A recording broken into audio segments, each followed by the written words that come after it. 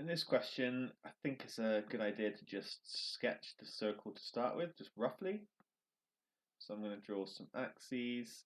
I'm going to draw my points. So I've got 3, 0. That's going to be around here. That's going to be my point A. And I've got 9, 8. It's going to be over here somewhere.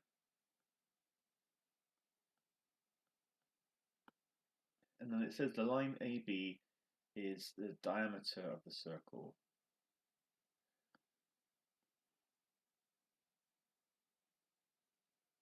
So now I can just roughly sketch my circle as well.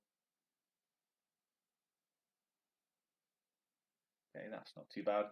And I've got a bit of a feel for what's going on. And it says find the coordinates of the center of the circle. So now I've got my sketch. I can see that it's going to be the midpoints of A and B.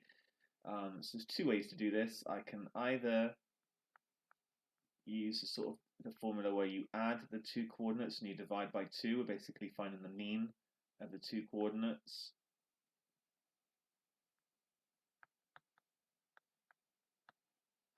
And that's going to give me 6, 4.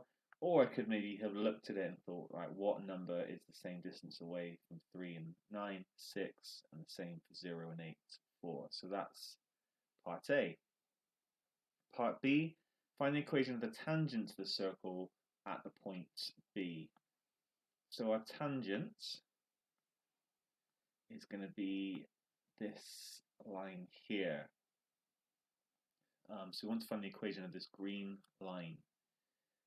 Okay, how are we going to do this? Well, a good idea, actually not a good idea, the way you have to do it is to find the gradient of line AB first. This is the normal.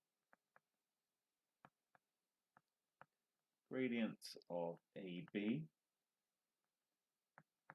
which is called the normal, is going to equal 8 minus 0 divided by 9 minus 3. All I've done is the rise over run. Basically, I've used the formula y2 minus y1 over x2 minus x1. And y2, like the pairs can be either coordinate. You'll get the same answer in either case. That's going to give me 8 divided by 6, which becomes 4 divided by 3. Okay, that means the tangent gradient is going to equal minus 3 over 4. What have I done here? I've used the fact that these are at right angles, they are perpendicular lines, the tangent and the normal, and we know that the two will multiply together to give minus 1. So I've got the gradients, I've got the points, B, 9, 8, so now I can use this form of a straight line equation, y minus y1 equals mx minus x1. So I can substitute in for b, y minus 8 equals minus 3 over 4 x minus 9. And that's my answer. The question's not said write it in a specific form, so for me, you don't need to write it. You could write it in the form y equals mx plus c, but actually I think that's absolutely fine to leave it like this. If you do leave it in the form y equals mx plus c, then you get y equals minus 3 over 4 x plus 59 over 4. But it doesn't really, I mean, it tells you the intercepts, which is nice.